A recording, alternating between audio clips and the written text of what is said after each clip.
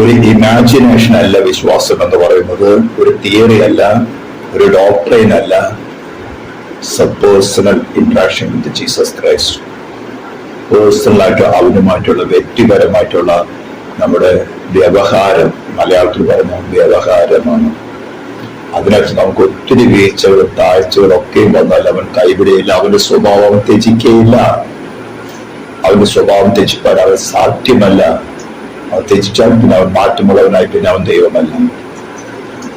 സ്തോത്രം. നമുക്ക് ചില ദൈവവചന ധ്യാനങ്ങളിലേക്ക് കടക്കാൻ കഴിഞ്ഞ കുറച്ച് ആഴ്ചകളായിട്ട് വ്യാപരണ വിഷയത്തില് വല്ലാതെ മനസ്സ് വേദനിക്കുന്നതുകൊണ്ടാണ്. എപ്പോഴും വചനം എടുത്താലും പ്രാർത്ഥിക്കാതിരുന്നാലും കർത്താവെ അത്തരം ഒരു ഡോക്ടർ. കാരണം അമേരിക്ക, വെസ്റ്റേൺ കൺട്രീസ്, ഇംഗ്ലണ്ട്, യൂറോപ്പും ഒക്കെ തന്നെ ഇതിനകത്ത് വീണുപോയി. ഇതിനകത്ത് വീണുപോകേണ്ട കാരണം, ബേസിക് കാരണമാണ് ഞാൻ എപ്പോഴും പറയാറുള്ളത്, അവരുടെ ഇന്റലിജൻസിന്, അവരുടെ സോളിന്റെ ഇന്റലിജൻസിന് കീഴ്പ്പെട്ടു പോവുകയും അതിനെ തിയോളജി ആയിട്ട് കൺവേർട്ട് ചെയ്തു.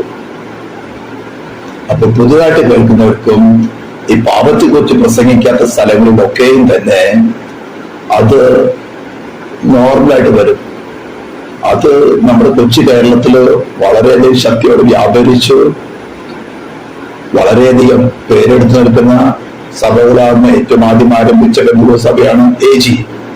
102 വർഷം കഴിഞ്ഞു, 103 വർഷം കഴിഞ്ഞപ്പോൾ. അതിനുശേഷമാണ് ചർച്ച ബോർഡ്, IPC, ഷാരോനൊക്കെ വന്നത്. 100 വർഷത്തിന്റെ കൺവെൻഷനാണ്, 101 വർഷം, 107 വർഷത്തിന്റെ കൺവെൻഷനാണ് ഇപ്പോഴൊക്കെ ആഘോഷിച്ചത്. ഇതിനിടയ്ക്ക് അനേകമായിട്ടുള്ള ഡിസെപ്ഷനുകള്, ഡീവിയേഷൻസ് വന്നു കഴിഞ്ഞു. അത് നമ്മുടെ ഉള്ളിൽ വന്ന് നശിച്ചു പോകാതിരിക്കാനാണ് ഈ ശക്തിയോട് കൂടുതൽ. നമുക്ക് ആരോടും വ്യക്തി താല്പര്യം, വ്യക്തി വൈരാഗ്യമോ ഒന്നുമില്ല. പക്ഷെ ഒരു സോൾ നഷ്ടപ്പെടുന്ന ഒരു ഭാരമുണ്ട്. അത് പ്രത്യേകിച്ച് നമ്മൾ അധ്വാനിച്ച്, വളരെ നാളുകൾ അധ്വാനിച്ച് അവര് കർത്താവിന്റെ കൃപയിൽ താങ്ങി നിർത്തി ഒരു നിസ്സാരമായ കാര്യങ്ങൾക്ക് വേണ്ടി അവർ രക്ഷകൊണ്ട് കളയുമ്പോൾ അത് വല്ലാത്ത ദുഃഖമുണ്ട്. അതുകൊണ്ടാണ് ഓരോ മീറ്റിങ്ങുകളും വേണ്ടെന്ന് വെച്ചാലും ദൈവത്തിന്റെ ആത്മാവ് ആവശ്യങ്ങൾ വീണ്ടും വീണ്ടും കൊണ്ടുവരുന്നത്. അതുകൊണ്ട് നമ്മൾ കഴിഞ്ഞ ദിവസങ്ങള് ഇടയ്ക്ക് വെച്ച് ധ്യാനിച്ച വിഷയം കാണാപ്പദം പഠിക്കാനുള്ള വിഷയമായിരുന്നു. എഫേഷ്യൻസ് 4-ന്റെ 22-24, അതുപോലെ തന്നെ കൊളോഷ്യൻസിന്റെ 3-യുടെ 9 and 10. ഞാൻ ആ ഭാഗ്യം എഫേഷ്യൻസ് മാത്രം ഒന്ന് വായിക്കുന്നു. വേഴ്സ് 22-20. മുൻപിലത്തെ നടപ്പ് സംബന്ധിച്ച് ചതിമോഹങ്ങളാൽ വഷളായി പോകുന്ന പഴയ മനുഷ്യനെ ഉപേക്ഷിച്ച് നിങ്ങളുടെ ഉള്ളിലെ ആത്മാവ് സംബന്ധമായി പുതുക്കം പ്രാപിച്ച് സത്യത്തിന്റെ ഫലമായി നീതിയിലും വിശുദ്ധിയിലും ദൈവാനുരൂപമായി സൃഷ്ടിക്കപ്പെട്ട പുതിയ മനുഷ്യനെ ധരിച്ചുകൊള്ളു. നമ്മൾ പ്രാർത്ഥിക്കാൻ പരിശുദ്ധാലയ സ്വർഗീയ പിതാവേ, തിരുസഭയെ കടന്നു വരുവാനും നീ കർത്താവായിട്ട് നിന്നോട് അതൊരു കൂട്ടായ്മ ആചരിപ്പാൻ ഞങ്ങൾക്ക് കൃപ നൽകിയല്ലോ. ഇത്ര ശ്രേഷ്ഠമായ ഒരു പദവി, പ്രിയ മക്കൾ എന്ന് വിളിക്കപ്പെടുന്ന അവകാശത്തോടു കൂടെ ഇതിനൊക്കെ കാരണഭൂതനായിട്ടുള്ള പുത്രന്റെ പരമയാഗത്തിൽ ആശ്രയിച്ചുകൊണ്ട്, സൗജന്യമായ നീതീകരണത്തിൽ മാത്രം ആശ്രയിച്ചുകൊണ്ട്, നിന്റെ കൃപയിൽ തന്നെ കർത്താവെ ആശ്രയിച്ചുകൊണ്ട് ഞങ്ങൾ ആ കൃപാസനത്തിലേക്ക് കടന്നു വരികയാണ്. ഞങ്ങൾ നടത്തുവാൻ നീ മതിയായതും കർത്താവ്, നീ ഞങ്ങളെ വളരെ പിടിച്ചിരിക്കുന്നത് തിരിച്ചറിവ് ഞങ്ങൾക്ക് തരുന്നതിനായി സ്തോത്രം ചെയ്യുന്നു. ഞങ്ങളോട് സംസാരിച്ചാട്ട് നിന്റെ വഴികളിൽ മാത്രം ഞങ്ങൾ നടത്തിയാട്ടെ കർത്താവ്. ഇടത്തോട്ടും വലത്തോട്ടും മാറാതെ, ഇരുന്നു പോകാതെ നിന്ന് പോകാതെ കർത്താവ് മുന്നേറുവാൻ നീ ഞങ്ങളുടെ വലമയെ പിടിച്ച് നടത്തുന്നതിനായി സ്തോത്രം ചെയ്യുന്നു. കേൾക്കുന്നവരും ചേർത്തിയും അനുഗ്രഹിച്ചുകൊണ്ട് പ്രാർത്ഥിക്കുന്നു യേശു ക്രിസ്തുവിന്റെ നാമത്തിൽ തന്നെ സ്തോത്രം. പല ആവർത്തി നമ്മൾ ചിന്തിച്ച വചനമാണ്. ഇന്നും ചിന്തിക്കുമ്പോഴും വീണ്ടും അതേ വിഷയത്തിലേക്ക് തന്നെയാണ് ഹൃദയം ചായുന്നത്. മുൻപിലത്തെ നടപ്പ് സംബന്ധിച്ച് ചതിമോഹങ്ങളാൽ വഷളായി പോകുന്ന പഴയ മനുഷ്യനെ ഉപേക്ഷിക്കണം. അപ്പോഴാണ് സത്യത്തിന്റെ ഫലമായി നീതിയിലും വിശുദ്ധിയിലും ദൈവാനുരൂപമായി സൃഷ്ടിക്കപ്പെടുന്ന പുതു മനുഷ്യൻ നമ്മൾ ഉരുവാകുന്നത്. ഇത് വളരെ ആഴത്തിൽ മനസ്സിലാക്കുക. നിങ്ങൾ വഴിപാട്ട് ഒരു ദിവസം പഠിക്കാൻ ഞാൻ പറഞ്ഞിട്ടുള്ളതാണ്. നമ്മൾ പല ആവർത്തി അതിനെ റിപ്പീറ്റ് ചെയ്താലും അതിന്റെ ആഴം ഓരോ പ്രാവശ്യം നാം പഠിക്കുകയും ധ്യാനിക്കുകയും ചെയ്യുമ്പോൾ ആ വചനത്തിന്റെ ആഴം എന്താണെന്ന് ദൈവത്തിന്റെ ആത്മാവ് നമ്മൾക്ക് ഗ്രഹിപ്പിച്ചു തരും. അതാണ് വചനത്തിൻ്റെതായ വെളിപ്പാടുകൾ. സ്തോത്രം.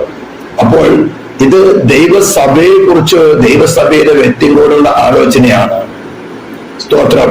അതിന്റെ മുമ്പിലത്തെ കാര്യങ്ങളൊക്കെ പറഞ്ഞിരിക്കും. നമ്മൾ മുൻപ് വായിച്ചു കഴിഞ്ഞാല് ജാതികളുടെ സ്വഭാവങ്ങൾ എങ്ങനെയായിരുന്നു. അവര് ഹൃദയകാഠിന്യ നിമിത്തം മനം തഴമ്പിച്ചു പോയതവരാണ്. അതുകൊണ്ട് അവരോട് പിന്നെയും ഉപദേശിക്കുവാനും വീണ്ടെടുക്കുവാനും സാധ്യമല്ലാത്തൊരവസ്ഥയിൽ ഒന്നാണ്. ഇവിടെ പറയാണ്, ദൈവജനം അല്ലെങ്കിൽ ദൈവ മക്കള് അല്ലെങ്കിൽ ദൈവരാജ്യത്തിലുള്ളവർ, വീണ്ടും ജനനം പ്രാപിച്ചവർ എങ്ങനെയായിരുന്നു? മുൻപിലത്തെ നടപ്പ് എന്ന് പറഞ്ഞാൽ ചതിമോഹങ്ങളാൽ വഷളായി പോകുന്ന മനുഷ്യരായിരുന്നു നമ്മൾ. കണ്ടതിനെ കാണുന്നോട് കണ്ടതിനെ മോഹിക്കുക, ചെവി കൊണ്ട് കേൾക്കുന്നതിനെ അങ്ങ് അക്സെപ്റ്റ് ചെയ്യുക, സ്വീകരിക്കുക. ഇങ്ങനെ നമ്മുടെ പ്രാണൻ, നമ്മുടെ പഞ്ചേന്ദ്രിയങ്ങൾ ഉപയോഗിച്ചുകൊണ്ട് ഈ ലോകമായിട്ട് ബന്ധപ്പെടുമ്പോൾ അതിനെ റിജക്റ്റ് ചെയ്യാതെ അതിനെ ആസ്വദിച്ചു കൊണ്ടിരുന്ന ഒരു ചതിമോഹത്തിലായിരുന്നു നമ്മുടെ പ്രാണൻ പാപത്തിന് വശീകരിക്കപ്പെട്ട് അടിമപ്പെട്ടിരുന്നത്. അത് അതിന്റെ മോഹങ്ങളെ നമ്മൾ വസിച്ചുകൊണ്ട് നമ്മുടെ പഞ്ചേന്ദ്രിയങ്ങൾ ഉപയോഗിച്ചുകൊണ്ട് അതിന്റെ ഇഷ്ടം നമ്മൾ നിവർത്തിച്ചുകൊണ്ടിരുന്ന ഒരു പഴയ മനുഷ്യൻ. ഇതിന്റെ അപകടം എന്താണെന്ന് നമുക്ക് മനസ്സിലാകാത്തിടത്തോളം അതിന് ഉപേക്ഷിക്കാൻ നാം തയ്യാറാകുകയില്ല. അവിടെ ഞാൻ എപ്പോഴും പറയുന്നത് അവിടെയാണ് പരിശുദ്ധാത്മാവിന്റെ റോള്. നമ്മുടെ പഴയ മനുഷ്യന്റെ സ്വഭാവത്തെ നമുക്ക് വെളിപ്പെടുത്തി തരിക. ഇത് നമ്മൾ പാപത്തിൽ നിന്ന് സ്വാതന്ത്ര്യം പ്രാപിക്കുന്ന, അല്ലെങ്കിൽ നമ്മൾ സാധാരണ സംസാര ഭാഷയിൽ പറയുന്ന രക്ഷിക്കപ്പെടുന്ന അവസ്ഥയിൽ, അല്ലെങ്കിൽ കുറച്ചുകൂടെ പറഞ്ഞു കഴിഞ്ഞാൽ രക്ഷയുടെ പാദത്തിലേക്ക്, അതായത് ഇടുക്കമുള്ള വാതിലിന്റെ അടുത്തേക്ക് വരുമ്പോഴാണ് നമുക്ക് ദൈവത്തിന്റെ പരിശുദ്ധാത്മാവ് പിതാവിനാൽ ആകർഷിക്കപ്പെട്ടിട്ടാണ് വരുന്നത്. നമുക്ക് ഈ പഴയ മനുഷ്യന്റെ ചതിമോഹങ്ങളാൽ നടന്നാലുണ്ടാകുന്ന കോൺസിക്വൻസസ് എന്താണെന്ന് വെളിപ്പെടുത്തി വരുന്നത്. ആ കോൺസിക്വൻസ് വരുമ്പോൾ നമ്മൾ തീർച്ചയായിട്ടും ഭയപ്പെടും. നമ്മുടെ സോൾ എത്ര ബലമുണ്ടെന്ന് പറഞ്ഞാലും ആർക്കും എതിർത്തുകൂടാൻ പറ്റാത്ത ശക്തിയും പരാക്രമമുള്ളവനായ കർത്താവിന്റെ മുമ്പിൽ നിൽക്കുമ്പോൾ നമുക്കൊന്നും മറുതരിക്കാൻ സാധ്യമല്ല, ഒരു ജസ്റ്റിഫിക്കേഷൻ സാധ്യമല്ല. അവിടെ വായ അടച്ചിരുന്നു കൊണ്ട് വായ തുറക്കാൻ പോലും പറ്റാതെ വേണം അവന്റെ സാന്നിധ്യം നമ്മൾ അനുഭവിക്കാൻ തുടങ്ങിയ വിറയൽ പിടിച്ചുകൊണ്ട് യെസ് ഇറ്റ്സ് മൈ മിസ്റ്റേക്ക് എന്ന് പറയും. അത് അനുഭവിച്ചവർക്ക് അറിയാൻ സാധിക്കും, അനുഭവിക്കാത്തവർക്ക് ഒരു ഇമാജിനേഷൻ ആയിട്ട് തോന്നും. No, it's not an imagination. ഇത് റിയാലിറ്റിയാണ്. ആർക്കും എതിർത്തുകൂടാൻ പറ്റാത്ത ശക്തി പരാക്രമമുള്ളവനാണ് നമ്മുടെ അടുത്തേക്ക് വരുന്നത്. എന്തിനാ? നമ്മളെ തകർക്കുവാനല്ല, ഭീതിപ്പെടുത്തുവാനല്ല, ഭീഷണിപ്പെടുത്തുവാനല്ല. കുഞ്ഞ് നീ പോകുന്ന വഴി ഇതാണ്. ഇതിന്റെ നിയന്ത്രണം വിളിച്ചിരിക്കുന്ന പാപം എന്ന ശക്തിയാണ്. അതാണ് അതിന്റെ മോഹത്ത് നിന്നെ കൊണ്ട് നിവർത്തിക്കുന്നത്. അതിന്റെ കോൺസിക്വൻസ്, അതിന്റെ അനന്തരഫലം എന്ന് പറയുന്നത് നിത്യമായ നരകമാണ്. അവിടെ നിത്യമായ നരകത്തെ കുറിച്ചുള്ള ഭീതി നമ്മളിൽ ഉരുവാകുമെങ്കിലും ഉടനെ നാം അതിന് രക്ഷ പ്രാപിക്കാനുള്ള വഴിയെ അന്വേഷിക്കും. അപ്പോൾ മാത്രമാണ് ഉയർത്തെഴുന്നേറ്റ ക്രിസ്തുവിനെ, നിനക്ക് വേണ്ടി പാപ പരിഹാരമായ ക്രിസ്തുവിനെ ആ യാഗപീഠത്തിൽ നടന്നത് എന്താണെന്ന് വ്യക്തമായിട്ട് നമുക്ക് മനസ്സിലാക്കി തരുന്നത്. അവിടെ നരകത്തെ കുറിച്ചുള്ള ഭീതിയിലല്ല, നമുക്ക് വേണ്ടി പാപ പരിഹാരമായി തീർന്നവൻ ആരാണെന്നും അവൻ ചെയ്തെടുത്ത് എന്താണെന്നും മനസ്സിലാക്കിക്കൊണ്ട് ആ സ്നേഹത്തിലാണ് ഒരു മനുഷ്യൻ ക്രിസ്തുവുമായിട്ടുള്ള ഒരു റിലേഷൻ, പേഴ്സണൽ റിലേഷനിലേക്ക് എൻട്രി ചെയ്യുന്നത്. ഇതാണ് പുതിയ നിയമം. ഈ പുതിയ നിയമങ്ങളെ കുറിച്ചുള്ള അറിവ് ജനത്തിന് വളരെ കുറവേ ഉള്ളൂ. പഴയ നിയമം എന്ന് പറഞ്ഞാൽ ലിറ്ററൽ ആയിട്ടുള്ള ലാംഗ്വേജുകൾ, ഇത് ചെയ്യുന്നവർ ഇതിനാൽ ജീവിക്കും, ചെയ്തില്ലെങ്കിൽ മരിക്കുമെന്ന് അടിസ്ഥാന ഘടകത്തോടുകൂടെ എഴുതി കൊടുത്ത പ്രമാണങ്ങൾ അവർക്ക് ചെയ്യാൻ സാധ്യമല്ല. ദൈവത്തിൽ അറിയാൻ കാരണം അവരിൽ പാപം വസിക്കുന്നുണ്ട്. ആ വസിക്കുന്ന പാപത്തെ എക്സ്പോസ് ചെയ്യുവാനായിരുന്നു റോമലേഖനം 7-5 വാക്യ പ്രമാണം പ്രകാരം ന്യായപ്രമാണത്തിൽ ഉളവാകുന്ന പാപരാഗങ്ങൾ.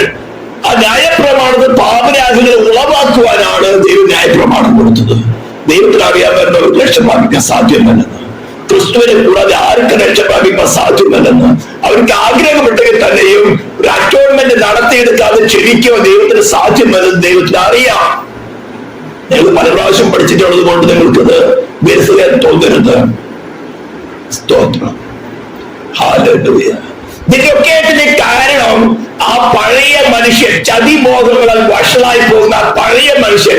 അപ്പൊ ഇത് മനസ്സിലാക്കി അവരുടെ സ്വഭാവം എന്താണ്, അതിന്റെ കോൺസിക്വൻസ് എന്താണെന്ന് മനസ്സിലാക്കിയിട്ട് അതിനെ എന്നേക്കുമായിട്ട് ഉപേക്ഷിച്ച് കളയുവാൻ തക്കവണ്ണമാണ് ദൈവത്തിന്റെ ദാസൻ പരിശുദ്ധാത്മാവിനാൽ ഈ ഇവിടെ നമുക്ക് പ്രബോധനം നൽകുന്നത്. എന്നാൽ മാത്രമേ അടുത്തു പറയുന്നത് സത്യത്തിന്റെ ഫലമായി. ഇവിടെ നിന്നിട്ട് ഒന്നുകൂടി പുറകോട്ട് ചിന്തിക്കുകയാണ്. ഏതെങ്കിലും വിധത്തില് പാസ്റ്റർമാരെക്കാരായിക്കോട്ടെ, സ്വന്തം മക്കൾ, അമ്മ, ഭാര്യ, ഏതൊരു സാഹചര്യത്തിൽ കൂടെ ക്രിസ്തുവിനോടുമായിട്ടുള്ള ബന്ധത്തിൽ നിന്ന് നമ്മളെ അകറ്റാൻ ആരെന്ത് ശ്രമിച്ചാലും സേ ഗുഡ് ബൈ. ഇത് എന്റെ പ്രാന്തി, എന്റെ നിത്യമായ ഡെസ്റ്റിനേഷന്റെ വിഷയമാണ്. ഇതിന്മേൽ എനിക്കല്ലാതെ വേറൊരുത്തരും അവകാശമില്ല. ഇത് ഡിസിഷൻ എടുക്കേണ്ടത് ഞാനാണോ? ഇതിൽ ആർക്കും ദുഃഖമെന്നല്ല, ടെമ്പററി. അതാണ് പറഞ്ഞിരിക്കുന്നത്, ലോകത്തിനോട് ദുഃഖം അത് മരണത്തെ ഉളവാക്കുന്നതാണ്. സ്തോത്രം. ദൈവഹിത പ്രകാരമുള്ള ദുഃഖം മാനസാന്തരത്തെ ഉളവാക്കുന്ന, നിത്യജീവൻ ഉളവാക്കുന്നതാണ്. ഹല്ലേലൂയ. അപ്പോൾ ഏതെല്ലാം വിധത്തില് ഈ ചതിമോഹങ്ങളാൽ വഷളായി പോകുന്ന മനുഷ്യൻ നമ്മുടെ അടുത്തേക്ക് നമ്മളിൽ ഉരുവാക്കാൻ ശ്രമിക്കുന്നോ, ആ പഴയ മനുഷ്യനെ ഡേ ബൈ ഡേ നാം ക്രൂസിഫൈ ചെയ്യണം. അപ്പോഴാണ് സത്യത്തിന്റെ ഫലമായ ഈ സത്യത്തിന്റെ ഫലം എന്ന് പറഞ്ഞാൽ എന്താ, അത് മനസ്സിലാക്കിയാലേ നമ്മൾ ഈ പുതിയ മനുഷ്യൻ ആരാണ്, എന്താണ്, അവന്റെ ഗുണം എന്താണെന്ന് മനസ്സിലാകുന്നുള്ളൂ. പീലാത്തോസ് ചേർത്താനോട് ചോദിച്ചു, സത്യം എന്നാൽ എന്ത്? പീലാത്തോസ് അതിന് ഉത്തരം കിട്ടാൻ വേണ്ടി വെയിറ്റ് ചെയ്തില്ല. ജനത്തിനെ പ്രീതിപ്പെടുത്തുവാൻ വേണ്ടി അവൻ കൈ കഴുകി. അതുകൊണ്ട് എന്താ സംഭവിച്ചത്? അവസാനം അവൻ സൂയിസൈഡ് ചെയ്യേണ്ടി വന്നു. സത്യം എന്ന് പറഞ്ഞാൽ ക്രിസ്തു തന്നെ, ഞാൻ തന്നെ വഴിയും സത്യവും ജീവനുമാകുന്നു. സത്യം ഉപദേശികളല്ല, ക്രിസ്തുവിനെ കുറിച്ച് വെളിപ്പെടുത്ത സത്യവചനമല്ല, ബട്ട് ക്രൈസ്റ്റ് ഹിംസെൽഫ്. കർത്താവ് തന്നെ പറഞ്ഞ, ഞാൻ തന്നെ വഴിയും സത്യവും ജീവനുമാണ്. ഞാൻ തന്നെ സത്യം. സകല സത്യങ്ങളും അതിന്റെ പുറകിലുള്ള ക്രിസ്തുവിനെയാണ് വെളിപ്പെടുത്തുന്നത്. അപ്പൊ ആ സത്യത്തിന്റെ ഫലമായി, അതായത് ക്രിസ്തുവിന്റെ ഫലമായി മാത്രമേ നീതിയിലും വിശുദ്ധിയിലും ദൈവാനുരൂപ ഒരു മനുഷ്യൻ നമ്മുടെ ഉള്ളിൽ സൃഷ്ടിക്കപ്പെടുകയുള്ളൂ. ഇതാണ് വീണ്ടും ജനനം എന്ന് പറയുന്നത്. ഇത് ഇനിയും ലളിതമായ ഭാഷ പറയുവാൻ ആവശ്യപ്പെടുന്ന എനിക്ക് തോന്നുന്നില്ല. ആ പുതു മനുഷ്യനാണ് നമ്മളെ നിയന്ത്രിക്കുന്നത്. വാസ്തുത ആരെ നിയന്ത്രിക്കുന്നത്? നാം ക്ഷണിച്ചു വരുത്തിയ ഉയർത്തെഴുന്നേറ്റവനായ സ്വർഗത്തിലും ഭൂമിയിലും സകല അധികാരമുള്ളവനായ ക്രിസ്തുയേശു തന്നെ. എന്നാൽ ഈ യാത്രയിൽ പലപ്പോഴും വിശ്വാസത്തിന്റെ അതികഠിനമായ അതിഘോരമായ പരിശോധനകൾ നമ്മുടെ മധ്യത്തിലുണ്ടാകും. ഇതിനാണ് പഴയ നിയമത്തിലെ എക്സോഡസ്, പുറപ്പാട് നീളായിട്ട് നിൽക്കുന്നത്. ഫസ്റ്റ് കൊരിന്ത്യൻസ് ചാപ്റ്റർ 10 വളരെ വ്യക്തമായ അപ്പോസ്തലൻ പൗലോസ് എഴുതി വെച്ചു. അവര് കളിക്കുവാനും ജയിക്കാനും ഉല്ലസിക്കാനൊക്കെ ഇരുന്നു. വിഗ്രഹമുണ്ടാക്കി, ഇതാ ഇസ്രായേലിൽ നിന്നെ മിസ്രൈം ദേശത്ത് പിടിച്ചു കൊടുത്ത ദൈവം എന്ന് പറഞ്ഞു പൊൻകാളെ കുട്ടിക്ക് മഹത്വം കൊടുത്തു. പുല്ലുതിനെ കാളയോട് തന്നെ സദൃശ്യനാക്കി കളഞ്ഞു. ഇന്നും പ്രസംഗങ്ങൾ കേൾക്കുമ്പോൾ പലരുടെ ഹൃദയത്തിനും ഉരുവാകുന്ന ഒരു ഇമാജിനേഷൻ, അല്ലെങ്കിൽ ഹ്യൂമൻ ഹൃദയത്തിൽ ഒരു ഇമാജിനേഷൻ പലരും വഹിച്ചുകൊണ്ട് കൊടുക്കുന്നത് മറ്റൊരു യേശുവാണ്. നിങ്ങൾക്ക് ഒരു പേഴ്സണൽ എക്സ്പീരിയൻസ് ഉണ്ടായാൽ നിങ്ങൾ എവിടെയെങ്കിലും രൂപം കാണുന്നുണ്ടോ? അല്ലെങ്കിൽ ഇമാജിനേഷൻ ഒരു രൂപം കെട്ടിപ്പടുക്കുകയാണോ? ആണ്, വിഗ്രഹാരാധനയാണ്. ഇന്നും യേശുവിന്റെ പ്രതാപം, യേശുവിന്റെ സാമീപ്യം ഞാൻ പല പ്രാവശ്യം അനുഭവിച്ചറിഞ്ഞിട്ടോ, നിങ്ങൾ അനുഭവിച്ചറിഞ്ഞിട്ടുണ്ടോ? നിങ്ങൾ എന്തെങ്കിലും വിഗ്രഹത്തെ കാണുന്നുണ്ടോ? അടുത്തുകൂടാത്ത വെളിച്ചത്തിൽ വസിക്കുന്നവനാണ്. അവന്റെ സാമീപ്യം അല്പം അനുഭവിച്ചറിഞ്ഞാൽ നമുക്ക് ഭയമാണ്, കണ്ണു തുറക്കാൻ പറ്റില്ല. പിന്നെ എവിടുന്ന ഇന്ന് കാണുന്ന ചിത്രങ്ങളും വരകളൊക്കെ പോലെ ഇതൊക്കെ മനുഷ്യന്റെ ഭാവനകൾ സേട്ടൻ കൊണ്ടുവരുന്നതാണ്. അപ്പൊ ആ ദൈവാനുരൂപമായി സൃഷ്ടിക്കപ്പെട്ട പുതു മനുഷ്യനെ കുറിച്ച് പറഞ്ഞിരിക്കുന്നത് അത് ആരാലും ഉണ്ടാകുന്നത് സത്യത്തിന്റെ ഫലമായി, ക്രിസ്തുവിന്റെ ഫലമായി. അവൻ നീതിയിലും വിശുദ്ധിയിലും ദൈവാനുരൂപമായി സൃഷ്ടിക്കപ്പെട്ടവരാണ്. ഇവിടെയാണ് നീതി എന്താണെന്നും വിശുദ്ധി എന്താണെന്നും മനസ്സിലാക്കേണ്ട ആവശ്യം. ഞാൻ എപ്പോഴും പറയാറുണ്ട്, ഒബീഡിയൻസിന്റെ റിസൾട്ടാണ് ഹോളിനെസ്. നമ്മുടെ മുമ്പിൽ വെച്ചിരിക്കുന്ന ഒരു കണ്ടീഷനാണ്, ഞാൻ വിശുദ്ധനായിരിക്കുന്ന പോലെ നിങ്ങളും വിശുദ്ധരാകുകയും. ഇതാണ് അൾട്ടിമേറ്റ് ദൈവത്തിന്റെ ഇന്റൻഷൻ. ഈ മനുഷ്യരെ സൃഷ്ടിച്ച് അവർ വീട് പോയതിനു ശേഷം നമ്മുടെ വീണ്ടെടുപ്പിന് വേണ്ടി ഒരുക്കിയതായിട്ടുള്ള എല്ലാ വഴികളുടെയും എല്ലാ പ്രവർത്തികളുടെയും അൾട്ടിമേറ്റ് ഇന്റൻഷൻ എന്ന് പറഞ്ഞാൽ താൻ വിശുദ്ധരായിരിക്കുന്ന പോലെ ഒരു കൂട്ടം ജനത്തെ വിശുദ്ധരാക്കി തന്റെ മുമ്പിൽ പ്രസന്റ് ചെയ്യുക. ഇതാണ് ക്രിസ്തു എന്ന വാക്കിന്റെ അർത്ഥം. ക്രിസ്റ്റോസ് അഭിഷിക്തൻ. അതിലേക്കാണ് നമ്മെ ഓരോരുത്തരും ക്ഷണിച്ചിരിക്കുന്നത്. വിളിക്കപ്പെട്ടവർ അനേകരാണ്. അപ്പോൾ നമ്മളിലുള്ള പഴയ മനുഷ്യൻ, ചതിമോഹങ്ങളാൽ വഷളായി പോകുന്ന പഴയ മനുഷ്യൻ എപ്പോഴെങ്കിലും വെളിപ്പെട്ട് കിട്ടുകയും എപ്പോൾ പല പ്രാവശ്യം നാം വഴുതിപ്പോകും. എന്റെ കർത്താവ് വഴുതിപ്പോയി, ചതിമോഹത്താൽ വഴുതിപ്പോയതാണല്ലോ എന്റെ കർത്താവെ ക്ഷമിക്ക് യഥാസ്ഥാനപ്പെടുന്നത്. ദിവസവും 1000 പ്രാവശ്യം വന്നാലും നാം മാനസാന്തരപ്പെടുത്തുമെങ്കിൽ കർത്താവ് തന്നെ പറഞ്ഞല്ലോ, ഒരു സഹോദരനോട് എത്ര പ്രാവശ്യം ക്ഷമിക്കണം? 70 പ്രാവശ്യം. അത് പറഞ്ഞ കർത്താവ് നമ്മൾ വീണ്ടെടുക്കാതിരിക്കുമോ? അതാണ് Christ himself is our redemption എന്ന് പറയുന്നത്. നമുക്ക് എപ്പോഴും ക്രിസ്തു റിഡംഷനും കൂടെയാണ്. നമുക്ക് ആർക്കും വഴുതലില്ലാത്തവരില്ല. നമ്മൾ ഈ പഴയ മനുഷ്യൻ, നമ്മുടെ പഴയ മനുഷ്യൻ നമ്മൾ അവർ ക്രൂശിച്ചെങ്കിലും ചതിമോഹങ്ങളാൽ വഷളായി പോകുന്ന ഒരു പഴയ മനുഷ്യൻ നമ്മളിൽ ഉണ്ട്. ഇവ പലപ്പോഴും തലപൊക്കം നോക്കും. അങ്ങനെ ഇരിക്കുമ്പോഴാണ് പ്രസിദ്ധരായ ഉപദേശികൾ പറയുന്നത്, ഈ പ്രാണനെയും ശരീരത്തെ പോഷിപ്പിക്കുന്ന ഉപദേശങ്ങളുമായിട്ട് പവർ മിനിസ്ട്രിയോ അതില്ലാതെ കൺവെൻഷനിൽ സാമർത്ഥ്യമായി പ്രസംഗിച്ചവർ പോലും പറയുന്നത് ആ ചതിമോഹങ്ങളാൽ വഷളായി പോകുന്ന മനുഷ്യൻ, പഴയ മനുഷ്യനെ ക്യാപ്ചർ ചെയ്യുന്ന ഗുണമുള്ള ഉപദേശങ്ങളുമായിട്ട് വരുന്നത്. എങ്ങനെ സൈലന്റ് ആയിട്ടിരിക്കും? എങ്ങനെ സൈലന്റ് ആയിരിക്കും? എത്ര വില കൊടുത്ത്, എത്ര പ്രയാസത്തോട്, ആരെയും നിന്ന പരിഹാസോപദ്രവങ്ങൾ ഏറ്റിട്ടാണ് ഈ പാതിയിലേക്ക് കാല് വെച്ചത്. എന്നിട്ട് പയ്യെ കാല് വാരുന്ന സ്വഭാവം. അതുകൊണ്ട് ഇത് ഇത്തരങ്ങൾ കാര്യങ്ങളൊക്കെ എപ്പോൾ വന്നാലും ആ ചതിമോഹനം ഞാൻ ഛർദ്ദിച്ച് കളഞ്ഞ അത് ഞാൻ വീണ്ടും തിന്നാൻ നിൽക്കണം, നായയായി തീരുകയില്ല. വാട്ട് പറയും, ഒമിറ്റഡ് ഡൺ. ഇനി അതിലേക്ക് തിരിഞ്ഞു നോക്കുന്ന അവസ്ഥയില്ല എന്നുള്ള ഒരു ധൈര്യത്തോടു കൂടെ മുന്നേറണം. ഇതുപോലെയുള്ള കഠിനമായ ശോധനകള്, പരിശോധനകള് ഒക്കെ നമ്മുടെ മുമ്പിൽ വരുമ്പോൾ ക്രിസ്തുവേശ്വരുടെ ആശ്രയം, ക്രിസ്തുവേശ്വരുടെ ആശ്രയം നമ്മൾ പാടിപ്പാട് സേനയിലധിപൻ, ദേവനിൽ ദേവൻ. ആർക്കെല്ലാം അവന് ആശ്രയമുണ്ടോ, അവനിൽ ആശ്രയമുണ്ടോ, അവരാരിലേക്കാളും വലിയവനാണ്. എന്തുകൊണ്ടെന്നാൽ സേനയിലധിപനായ ക്രിസ്തു, ദേവാദിദേവനായ ക്രിസ്തു എല്ലാവരെക്കാളും വലിയവനാണ്. ഈ പ്രത്യാശയോടുകൂടെ കർത്തൃമേശയിലേക്ക് നമുക്ക് കൈനീട്ടാം. കർത്താവ് നമ്മളെ സഹായിക്കട്ടെ.